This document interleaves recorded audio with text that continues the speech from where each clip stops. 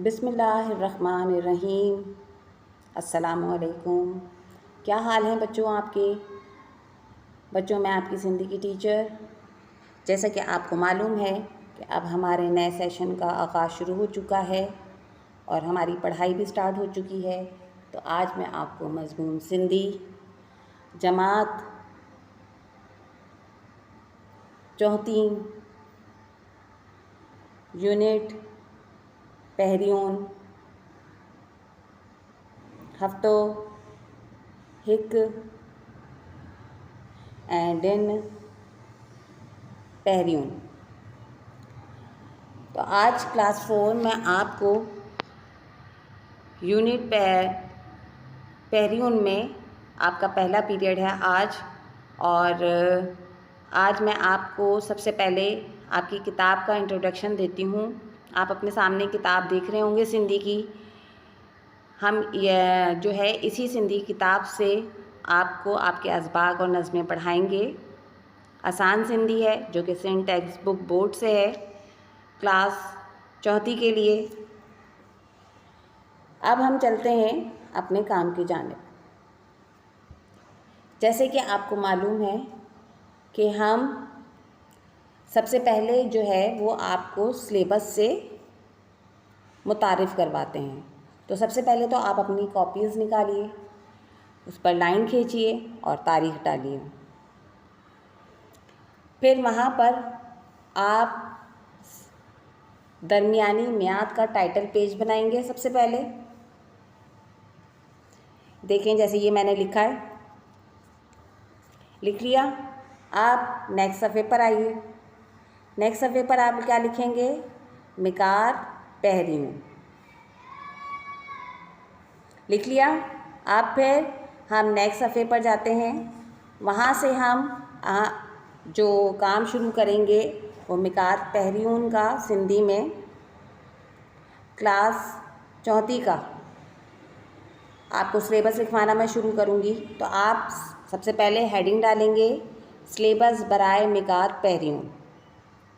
लिख लिया सबने? हेडिंग डालने के बाद हमारे पास जो सबसे पहले काम जा रहा है वो है सरगर्मी। सरगर्मी में मैं आपको क्या करवाऊँगी? हरफ तहज्जी, सिंधी की हरफ तहज्जी करवाऊँगी। जैसे कि आपको मालूम है कि सिंधी में हरफ तहज्जी की कितनी अहमियत है। ये आपकी बुनियाद है, ठीक है ना? कुछ भी आप सिंधी में पढ़ते हैं, तलफ़्फ़ुज़ को या सीखते हैं, तो उसके लिए आपको सबसे ज़रूरी ये होता है कि आप सिंधी की अलिफ बे को अच्छी तरह से जान सकें और उसका साउंड अच्छी तरह से निकाल सकें। तो यहाँ मैं आपको हरफ तहज्जी जो है वो लिखवाऊँगी और इसको पढ़ाऊँगी भी, ठीक है? हर तलफ़्फ़ुज़ अच्छी तरह बताऊँगी, जिससे आपको ये पता चलेगा कि हम सिंधी के हरफ तहज्जी को किस तरह से पढ़ते हैं। जैसे कि अलिफ, बा, जब बा जो होता है वो उसमें 2 नुक्ते नीचे जो लगते हैं उसका साउंड कैसे निकलता है। जो जीम के अंदर 2 नुक्ते हैं तो वो किस तरह से उसका साउंड निकलता है। ये सारी बातें मैं आपको उसमें सरगर्मी में करवाऊँगी, ठीक है? यानी कि मैं इसे लिखवाऊँगी भी और इसे आपको पढ़ाकर समझाऊँगी भी। इसके बाद हमारे पास जो मिकात पहिरियों में नेक्स्ट काम जा रहा है वो है सबक धनी सगोरो। धनी सगोरो के क्या मायने बेटा? अल्लाह ताला। तो यहाँ हम क्या क्या काम करेंगे सबक धनी सगोरो में? मायने सा पढ़ण, लफ्ज़ मायने, लफ्ज़ जुमला, सवाल ऐं जवाब। तो यहाँ मैं आपको इस सबक को पढ़ाऊँगी भी और इसमें आपको काम भी करवाऊँगी। फिर हम चलते हैं अपने नेक्स्ट सबक की तरफ। यहाँ आप देख रहे होंगे, ये मैं लिख रही हूँ, सबक सेहत ऐं सफ़ाई, मायने सा पढ़ण, लफ्ज़ मायने, लफ्ज़ जुमला, सवाल ऐं जवाब। लिख लिया? इसके बाद खाल भरियो, यानी सबक सेहत ऐं सफ़ाई में मैं आपको जो काम करवाऊँगी सबसे पहले तो उसको पढ़ाकर समझाऊँगी, उसकी वजाहत करूँगी और फिर मैं उसमें जो आगे काम करवाऊँगी वो है लफ्ज़ मायने, लफ्ज़ जुमला, सवाल जवाब और खाल भरियो। इसके बाद हमारे पास जो नेक्स्ट काम जा रहा है वो है नज़म नात। बच्चों, जैसे आपको पता है कि नज़म नात में किसकी तारीफ़ बयान की जाती है? आप सल्लल्लाहु अलैहि वसल्लम की। तो इसमें मैं आपको क्या क्या काम करवाऊँगी? मायने सा पढ़ण, खुशखती, लफ्ज़ मायने, सही लिख लिया आप लोगों ने? शाबाश। मैं दोबारा रिपीट कर देती हूँ कि नज़म नात में मैं आपको क्या क्या काम करवाऊँगी। नज़म नात को पढ़ाऊँगी मायनों के साथ, उसकी खुशखती करवाऊँगी। आपने से इसकी खुशखती करनी है, एक सफ़े पे इसकी राइटिंग करेंगे और फिर हम इसके लफ्ज़ मायने लिखेंगे। सही है। नेक्स्ट काम हमारे पास जो सिलेबस में जा रहा है वो है सबक भाजियून मेवा। इसमें आपको मैं क्या क्या काम करवाऊँगी? मायने सा पढ़ण, लफ्ज़ मायने, सवाल हैं जवाब, सही गलत और सरगर्मी। देखें, आप सामने मैंने उसके मुतालिक तस्वीर भी लगाई हुई है आपके, तो यकीनन आपको ये चीज़ समझ में आ रही होगी कि भाजियों और मेवा किसे कहते हैं, है ना? सब्ज़ी और फल। लिख लिया सबने बच्चों? चलते हैं आप अपने नेक्स्ट आगे के काम की तरफ। इसके बाद आपको मालूम है कि फिर हमारा ग्रामर का हिस्सा शुरू हो जाता है। तो ग्रामर जा भागो हेडिंग डालेंगे और फिर सिलेबस लिखना शुरू करेंगे। ग्रामर में मैं आपको क्या क्या काम करवाऊँगी? वाहिद जमा, मुज़क्कर मुअन्नस, लफ्ज़ित, रिश्तन जा नाला। रिश्तन जा नाला मतलब रिश्तों के नाम। इक्टी का टी ताई अंग, 21 का टी ताई अंग यानी 21 से लेकर 30 तक की सिंधी में मैं आपको गिनती लिखवाऊंगी। दोबारा मैं आपको समझा देती हूँ। ग्रामर जा भागो, ग्रामर का हिस्सा लिखेंगे आप और उसमें मैं क्या क्या काम करवा रही हूँ? वाहिद जमा, मुज़क्कर मुअन्नस, लफ्ज़ित, रिश्तन जा नाला, 21 का टी ताई अंग यानी 21 से लेकर 30 तक की गिनती मैं आपको सिंधी में लिखवाऊंगी। यहाँ तो यह हमारा सिलेबस मुकम्मल हो गया। मैंने आपको सिलेबस अब लिखवा दिया। यकीनन आप सबने सिलेबस लिख लिया। अब हम सिलेबस के हिसाब से ही काम करेंगे। तो यहाँ मैं आपको सबसे पहले जो है सबक धनी सगोरो यानी सबक अल्लाह ताला, इसकी बुलंदख्वानी और वजाहत करूँगी। तो आप लोग अपनी किताबें भी खोल लीजिए और सबक धड़ी सगोरो का सफ़ा खोल लीजिए। अब यहाँ हम इस सबक को जब हम पढ़ेंगे तो इस सबक में हम अल्लाह ताला की कुदरत को जान सकेंगे कि अल्लाह ताला ने इस जहान में क्या क्या चीज़ें पैदा की हैं और हमें अल्लाह ताला ने क्या किन किन नेमतों से नवाजा है। तो चलते हैं हम अपने सबक के जानिब। हिन सारी जहाँ की धड़ी सगोरी पैदा कियो आहे, इस पूरी दुनिया को अल्लाह पाक ने पैदा किया है। हो असां सभी जो खालिक ऐं मालिक आहे, उन पंहिंजी कुदरत सां ज़मीन आसमान सज चंड ऐं तारा बणाया आहिनि। हुन असांजी सुख लाइ पाणी अनाज ऐं ॿियो अहिड़ियूं ज़रूरी शयूं पैदा क्यों आहिनि। वो हम सब का खालिक और मालिक है। यानी इस बात का हमें पता चलता है कि इस तमाम जहान को बनाने वाला कौन है? अल्लाह पाक है और वो हम सब का खालिक और मालिक है। और उसने अपनी कुदरत से क्या क्या चीज़ें बनाई? ज़मीन, आसमान, सूरज, चाँद, तारे, सितारे और सैयारे, ये सब अल्लाह ताला ने बनाए हैं। उसने हमारे आराम के लिए, सुख मतलब आराम, उसने हमारे आराम के लिए पानी, अनाज और दूसरी ऐसी ज़रूरी अशिया पैदा की हैं ताकि हम उससे फैज़याब हो सकें। यानी अगर हम इस पैराग्राफ को समझने की कोशिश करें तो हमें सबसे पहले तो ये बात मालूम होनी चाहिए कि हमारे पूरे इस खल्क़ कायनात का खालिक व मालिक कौन है? अल्लाह ताला। और इस पूरी दुनिया को पैदा करने वाला कौन है? अल्लाह ताला।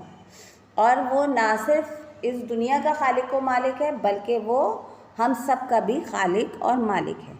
और उसने हमें अपनी कुदरत से आसमान पर सैयारे और सितारे बना कर दिए जिनसे हमें फ़ायदा हासिल होता है। देखें, जब दिन में सूरज निकलता है तो रोशनी होती है, ठीक है ना। उस रोशनी में हम क्या होता है, हम सारा दिन अपने काम काज को निपटाते हैं। फिर रात होती है, रात में चाँद निकलता है, उसका हुस्न को दुबाला करता है और उसकी रोशनी भी जो है वो मुसाफिर को दिखाने के लिए बहुत होती है। लेकिन अल्लाह ताला ने रात सोने के लिए हमारे बनाई है ताकि हम आराम कर सकें, ताकि फिर कल दूसरे दिन सुबह उठकर अपने काम की जानिब जा सकें, अपने तमाम काम निपटा सकें। इसके बाद उसने हमारी ज़िंदगी में सिर्फ यही चीज़ें नहीं जो इन्हीं नेमतों को बस नहीं किया, बल्कि उसने हमारे लिए पानी जिससे हम अपनी प्यास बुझाते हैं, अनाज जिससे हम खाकर अपनी भूख मिटाते हैं, और ऐसी ही दूसरी जो हमारी ज़रूरत की चीज़ें हैं जिसमें हवा है, जो जिससे हम ऑक्सीजन लेते हैं जो कि हमारे लिए बहुत ज़रूरी है, और ऐसी ही बहुत सारी दूसरी चीज़ें जिससे हमें कोई ना कोई फ़ायदा हो, वो तमाम ज़रूरी चीज़ें पैदा करी और उससे हमें फ़ायदा किया। इसके बाद हम अपने नेक्स्ट पैराग्राफ की जानिब बढ़ते हैं इस सबक के। यहाँ आप अपने स्क्रीन पर देख भी रहे होंगे, मैं नेक्स्ट पैराग्राफ पढ़ने जा रही हूँ। अल्लाह साईं ॾाढो मेहरबान ऐं भाजारो आहे, हो असां सभी थोड़ी ॿियनि साहवारनि जी दिन राति समा लही थो ऐं रोज़ी रसाई थो। अल्लाह पाक जो है वो बड़ा मेहरबान और करम करने वाला है। भाजारो, भाजारो का मतलब है करम करने वाला। तो अल्लाह ताला जो है वो बहुत मेहरबान और करम करने वाला है। वो असां सभी थोड़ी ॿियनि साहवारनि जी दिन राति समा लही थो। अच्छा, अल्लाह ताला जो है वो हर जगह मौजूद भी है और वो हम सब और दूसरे जितने जानदार हैं उनकी दिन रात जो है वो क्या करता है? देखभाल करता है। संभाल का मतलब है देखभाल करना। तो वो चाहे हम हों या हम और दूसरे जानदार हों। दूसरे जानदार क्या, देखें, चरिंद परिंद भी होते हैं और दूसरे जानवर भी होते हैं, पेड़ पौधे भी होते हैं। हर वो ज़िंदा चीज़ जो सांस लेती है और जिसे ग़िज़ा की भी ज़रूरत होती है, अल्लाह ताला उसकी देखभाल करता है। ये देखें उसका कितना रहम हम पर है, उसका कितना करम हम पर है कि हम अल्लाह ताला की जितनी भी तारीफ़ करें ना बच्चों, बयान वो कम ही है। हम किन किन नेमतों को जुटलाएंगे। पाक परवरदिगार तो हमें बहुत कुछ अता करता है और हमें चाहिए कि हम अल्लाह ताला की इबादत करें, उसका शुक्र अदा करें। इसके अलावा ना सिर्फ वो हमारी दिन रात देखभाल करता है बल्कि हमें रिज़्क भी पहुंचाता है। ए रोज़ी रसाई थो, हमें रिज़्क देने वाली ज़ात भी अल्लाह ताला की है। इसके बाद फिर मैं नेक्स्ट पैराग्राफ पढ़ती हूँ सबक का। हो हर हिंद हाजिर आहे, असां हुन की नथा ॾसूं, पर हो असां सभी की ॾसी थो। असां जेकी कम करियूं था सी सभु हो ॼाणी थो। असांजा लिखल कम बा हुनजा गुझा किया ना हन। यानी वो हर जगह है, हर जगह मौजूद है, हम उसे नहीं देख सकते। असां उनकी नथा ॾसूं, हम उसे नहीं देख सकते, पर हो असां सभी की ॾसी तो, लेकिन वो सब को देख सकता है। मामूली से मामूली एक छोटा सा बारीक कीड़ा जो शायद हमें नज़र भी नहीं आता और हम इंसानी आँख देख भी नहीं पाती, अल्लाह ताला उसे भी देख रहा होता है, उसे उसका भी मालूम होता है अल्लाह ताला को। असां जेकी कम करियूं था, हम जो काम करते हैं ना छुप के अल्लाह ताला से, हम समझते हैं हमें कोई नहीं देख रहा, जो काम छुप के करते हैं, सी सब हो जानी तो वो उन पोशीदा कामों को भी जानता है, उन छुपे हुए कामों को भी जानता है। इसीलिए है ना, हमारे बड़े कहते भी हैं कि देखें कोई काम छुप कर नहीं करना चाहिए, मतलब गुनाह का काम तो बिल्कुल नहीं करना चाहिए। कोई भी ऐसा काम ना करें जिससे घर वालों को या अल्लाह ताला को जो है ना नाराज़गी उसकी मोल लेनी पड़े। तो पहली बात तो हमें ऐसा कोई काम ही नहीं करना चाहिए। लेकिन अगर आप तो ये होता है कि आप अपने घर वालों से कोई छुप के काम करते हैं तो आप अपने दिमाग में ये बात बिठा लें कि आप अपने घर वालों से तो छुप सकते हैं उस काम के लिए, लेकिन अल्लाह ताला आपको देख रहा होता है, आपके वो उस पोशीदा काम को भी जानता है। असांजे लिकल काम बा हुंजा गिछा किया ना हन, वो हमारे काम, हमारे जो छुपे हुए काम होते हैं ना वो अल्लाह ताला से पोशीदा नहीं है। फिर हम आगे इसका नेक्स्ट पढ़ते हैं। धणी सगोरी असा की इन्हीं लाए पैदा कियो आहे त चगा कम करियो ऐं चगी चाल हलूं। अल्लाह ताला ने हमें इसीलिए तो पैदा किया कि हम अच्छे काम करें और नेक राह पर चलें। बच्चों, ये हमारी ज़िंदगी का मकसद है। अल्लाह ताला ने हमें दुनिया में किस लिए पैदा किया है कि हम अपने पाक परवरदिगार का शुक्र अदा करें और उसकी इबादत करें। और आप जो अल्लाह ताला का शुक्र अदा करता है और उसकी इबादत करता है तो यकीनन वो हुकूकुल इबाद भी अदा करता है, क्योंकि उसके अंदर अल्लाह का खौफ होता है। अल्लाह का खौफ कैसे होता है कि उसको ये होता है कि अगर मैं जो हूँ अच्छे काम नहीं करूँगा तो फिर अल्लाह ताला की नाराज़गी मोल ले लूँगा और फिर मैं अल्लाह ताला के करीब नहीं रहूँगा। तो हमें जब डर खौफ होता है ना, जिससे हम बहुत मोहब्बत करते हैं और हमें इस बात का डर हो कि वो कहीं हमसे दूर ना हो जाए, तो हम क्या करते हैं, हम उसके बताए हुए रास्ते पर चलते हैं। तो अगर हम अल्लाह के बताए हुए रास्ते पे चलेंगे तो यकीनन हम कामयाब होंगे।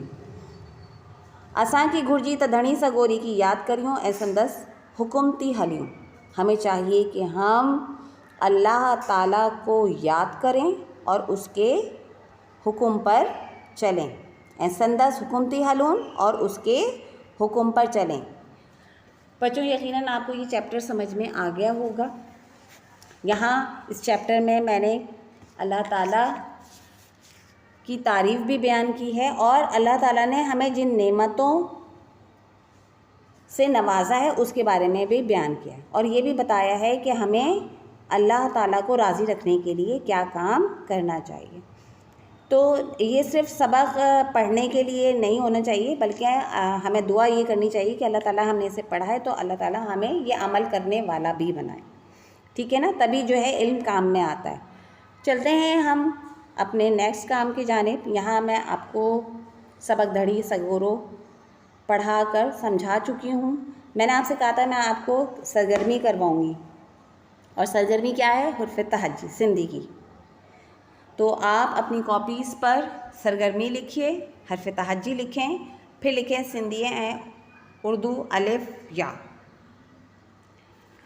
यहाँ आप अपने स्क्रीन पर देख रहे हैं, ये मैंने लिख दिया। आप भी इसी तरह से लाइनिंग खींचकर एक तरफ सिंधी और उर्दू की हेडिंग डालकर अलिफ बे सिंधी की लिखें। अब मैं इसे पढ़ना शुरू कर रही हूँ, आप इसे लिखते भी चाहिए। अलिफ सिंधी में भी अलिफ है और उर्दू में भी अलिफ है। बा सिंधी में बा इस्तेमाल होता है और इसे बहुत नरम उसमें पढ़ते हैं बा इसको, और यह हम उर्दू में भी इस्तेमाल करते हैं। अब सिंधी का हम एक और बा इस्तेमाल करते हैं जिसका साउंड क्या निकलता है, ब। ठीक है ना, इस थोड़ा सा जमा कर इसको बोलते हैं बह। बह मतलब बकरी है ना, ब बा बा अलिफ बा बा। फिर यहाँ आप देख रहे होंगे कि बे की ही शक्ल का है जिस पे 4 नुक्ते हैं, और इसका साउंड क्या निकलेगा, भ। इसको उर्दू में लिख के भी आपको दिखाया हुआ है कि बे 2 चश्मी है भा। ठीक है, तो इसका साउंड क्या निकला है, भा। फिर आगे लफ्ज़ है ता, इसे हम उर्दू में भी ऐसे ही इस्तेमाल करते हैं ता। फिर नेक्स्ट हर्फ की तरफ आएँ। नेक्स्ट हर्फ क्या है? थ। इसके ऊपर आप देखें 4 नुक्ते लगे हुए हैं और इसका साउंड क्या निकल रहा है? थ। ते 2 चश्मी है, थ। यानी अगर हम उर्दू में लिखेंगे तो ते 2 चश्मी है था लिखेंगे, जैसे थाली लिखना है, कुछ भी करना है तो हम उसमें 2 चश्मी है का इस्तेमाल करेंगे। लेकिन जब हम इसे सिंधी में लिखेंगे तो सिंधी का ये था, हम जब थाली लिखेंगे तो खाली हम ये था इस्तेमाल करेंगे और इसका साउंड क्या निकल रहा है? था। फिर हम नेक्स्ट हर्फ की तरफ चलते हैं। आप देखें यहाँ पर 3 उल्टे नुक्ते लगे हुए हैं और हम इसे क्या पढ़ेंगे? टा। जैसे उर्दू में हम टा लिखते हैं, ये देखें लिखा हुआ भी आपको नज़र आ रहा होगा।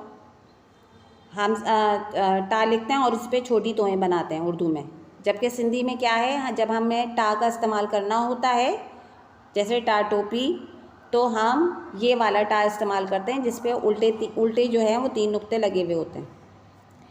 अब नेक्स्ट हर्फ की तरफ आएँ। इसका साउंड क्या निकलेगा? जिस पे आप उल्टे 2 खड़े नुक्ते देख रहे हैं, एक ऊपर और एक नीचे ना, ये साउंड क्या निकाल रहा है? ठ। क्या निकाल रहा है? ठ। इसके बाद नेक्स्ट लफ्ज़ क्या है? सा। सिंधी में सा, उर्दू में भी सा। आप इसी बेगी ख़ानदान की तरफ हम चलें, अगर आगे बढ़ें तो हमारे पास नेक्स्ट हर्फ है पा। उर्दू में भी हम पा ऐसे ही लिखते हैं जैसे हम सिंधी में लिखते हैं।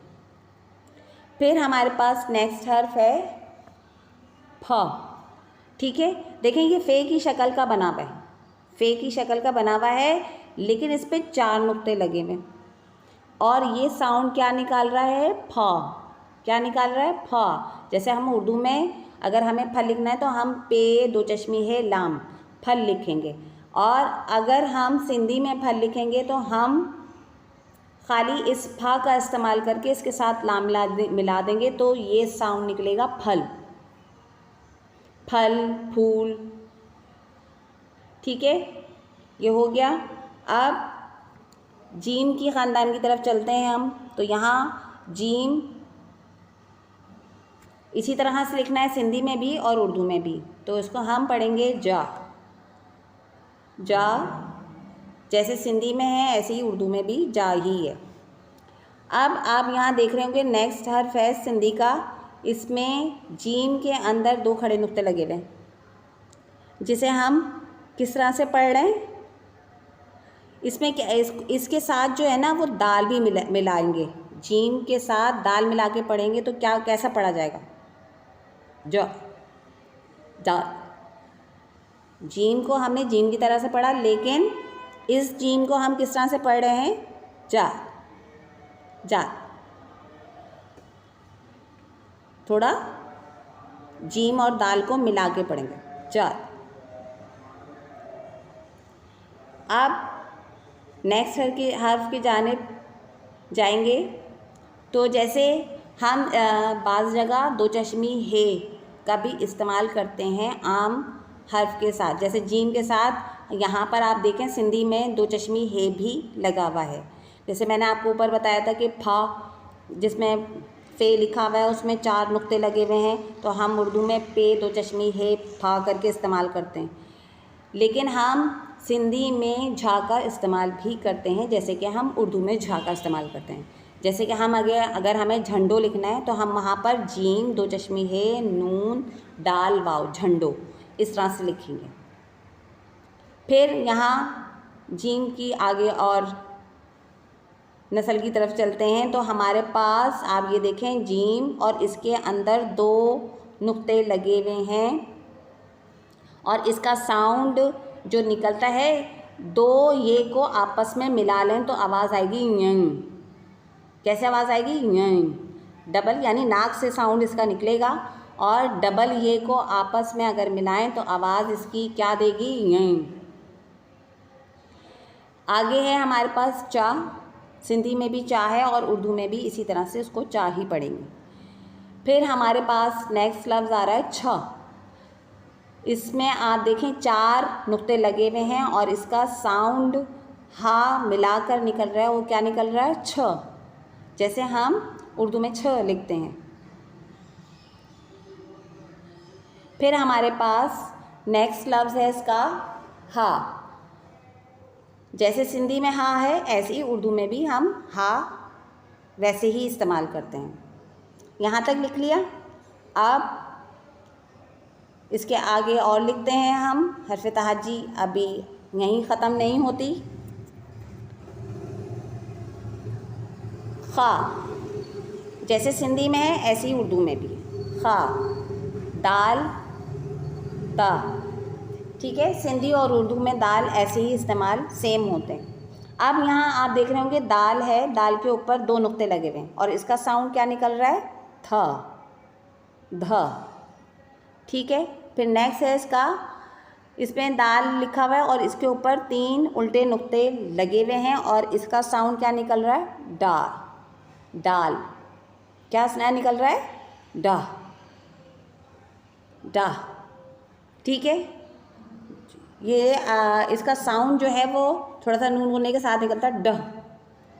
आप आगे आएँ तो आप देखें दाल के नीचे 1 नुक्ता लगा हुआ है। जैसे हम उर्दू में सिंपल दाल पढ़ते हैं, ऐसे ही सिंधी में बस इसका लिखने का तरीका अलग है। इसके नीचे हम जब दाल का लफ्ज़ इस्तेमाल करते हैं तो हम दाल के नीचे 1 नुक्ता लगाते हैं और वो दाल लिखा जाता है। इसको क्या पढ़ते हैं फिर हम? दाल, डा, सिंपल डा, लेकिन नुक्ता 1 लगाकर ये डा हो जाता है। और उर्दू में हमारा दाल कैसा होता है? जिस पे हम छोटी टोएं बनाते हैं। इसके बाद हमारे पास नेक्स्ट लफ्ज़ है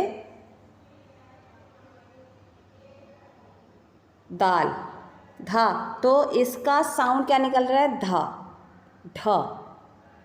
क्या निकल रहा है? ढा। और उर्दू में हम ढा को कैसे लिखेंगे? 2 चश्मी है, सॉरी, दाल, दाल के ऊपर छोटी टोएं बनाते हैं और फिर 2 चश्मी है लगाते हैं, तो ये साउंड क्या निकाल रहा है? ढा।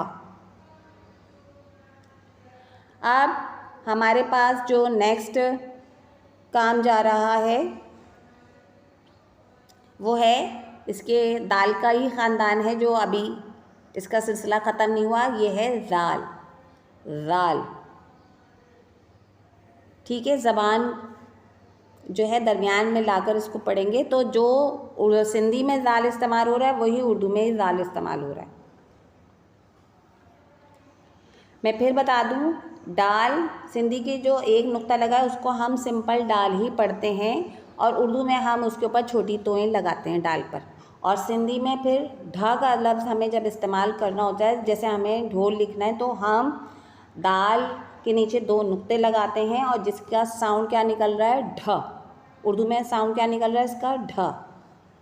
फिर जाल, फिर रा, जो उर्दू में है वही सिंधी में है, फिर रा। यहाँ पर आप देखें हम रे पर जो सिंपल पढ़ते हैं उर्दू में, लेकिन सिंधी में इसके लिखने का अंदाज़ क्या है कि हम जब रे लिखते हैं तो उस पर हम 4 नुक्ते लगाते हैं। इसके बाद जे है, जैसे जे से ज़ालाबारी सिंधी और उर्दू में सेम है। सा, सिंधी और उर्दू में सीन जो है वो सेम है। शा, सिंधी और उर्दू में सेम है। स्वा, सिंधी और उर्दू में सेम है। दुआ, सिंधी और उर्दू में सेम है। ठीक है, तो सिंधी और उर्दू में सेम है। तो ज़ुआ, ऐन, गैन, ये सब जैसे सिंधी में लिखा हुआ है ऐसे ही उर्दू में भी हम ऐन गैन का इस्तेमाल करते हैं। अब नेक्स्ट काम की तरह इसके हर्फ की जानिब बढ़ते हैं। नेक्स्ट काम क्या है हमारे पास?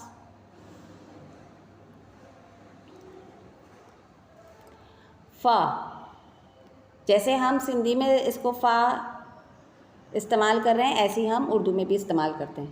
क़ाफ़, क़ा, ठीक है, ऐसे ही सिंधी में भी क़ा इस्तेमाल होता है।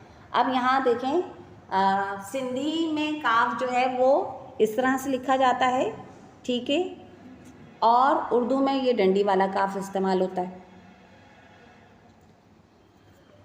सिंधी में जब हमें काफ लिखना होगा, जैसे कव्वा लिखेंगे तो हम कव्वे के लिए काफ ये वाला इस्तेमाल करेंगे। जो कि उर्दू का डंडी वाला काफ कहलाता है। ठीक है, वो अलग आपके सामने आप देखें लिखा हुआ भी आपको नज़र आ रहा है। इसके बाद आप देखें कि दोबारा से यही काफ जो सिंधी में इस्तेमाल हो रहा है, लेकिन इसका साउंड क्या निकल रहा है, जो सिंपल हम काफ इस्तेमाल करते हैं वो सिंधी में खा का साउंड निकलता है। किसका साउंड निकलता है? खा। इसके बाद गाफ ऐसे ही इस्तेमाल हो रहा है जैसे उर्दू में इस्तेमाल होता है गा। अब यहाँ आप देखें, यहाँ पर गाफ है जिसके नीचे 2 नुक्ते लगे हुए हैं। ये इसका साउंड जो है वो गैन की आवाज़ निकालता है। किसकी आवाज़ निकालता है? गैन। यानी गाफ और नून मिलाकर आप पढ़ें तो ये पढ़ा जाएगा ग। जैसे हम गायोन के लिए लिखते हैं ना, गौन, गयोन यानी गयोन मतलब गाय। ठीक है, तो इसका साउंड क्या निकल रहा है? गैन।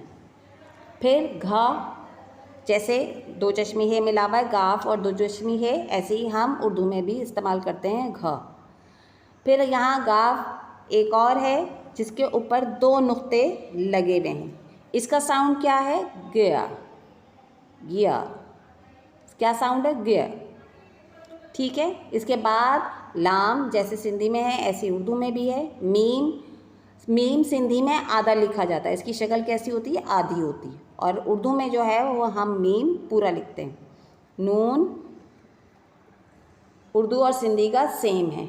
इसके बाद आप लेकिन सिंधी में एक और जो है नून की शक्ल का जो है उसके अंदर जो है वो छोटी तोएं हैं, लेकिन उसका जो साउंड निकलता है वो वाव और नून मिलाकर निकलते हैं ना, तो इसका साउंड है वर्ण, नून। कैसे निकल रहा है? नून। जैसे हम वर्ण लिखते हैं ना, वर्ण मतलब दरख्त, तो ये नून और टे की आवाज़ मिलाकर इसका बनता है नून।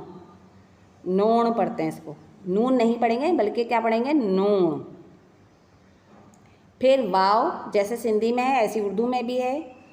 हाँ, 2 चश्मी है के लिए इस्तेमाल, जैसे उर्दू में 2 चश्मी है भी इस्तेमाल करते हैं, और हा हाथी वाला भी इस्तेमाल, जिसमें आप देखें कि आप उसके नीचे जब लिखते हैं तो उसके नीचे एक छोटी सी पेज भी बनाते हैं लटका कर ना, तो वो हा हाथी, जैसे हा हाथी, हाथ उर्दू में जैसे हम लिखते हैं तो वो हम लटकन वाली है भी कह सकते हैं, उससे नीचे छोटा सा पेज बना देते हैं उसके अंदर। फिर हमारे पास है नेक्स्ट हर्फ जो कि उर्दू और सिंधी में सेम इस्तेमाल होता है, हमज़ा। अब इसके बाद आखिरी हर्फ जो है वो है या। या जो है ये बड़ी ये के लिए भी देखें आप, सिंधी में जो या है इसके नीचे 2 नुक्ते लगे हुए हैं, और ये या बड़ी ये के तौर पर भी इस्तेमाल होता है और छोटी ये के तौर पर भी इस्तेमाल होता है। हमारे यहाँ जैसे उर्दू में हम देखें लिखा हुआ है आपके सामने, मैंने उर्दू भी ये लिखा हुआ है, छोटी ये और बड़ी ये बनाई हुई है। लेकिन अगर हम सिंधी में या को बड़ी या भी लिखेंगे तो भी हम यही वाला या बनाएंगे, और अगर हमें छोटी ये का इस्तेमाल करना है तब भी हम इसी तरह से या लिखेंगे। ये तो हो गया ही हमारी हुर्फ़ तहज्जी की, सिंधी हुर्फ़ तहज्जी की सरगर्मी। अब इसके बाद चूँकि मैंने आपको पढ़ाया था सबक धनी सगुरु, तो इसका काम भी है।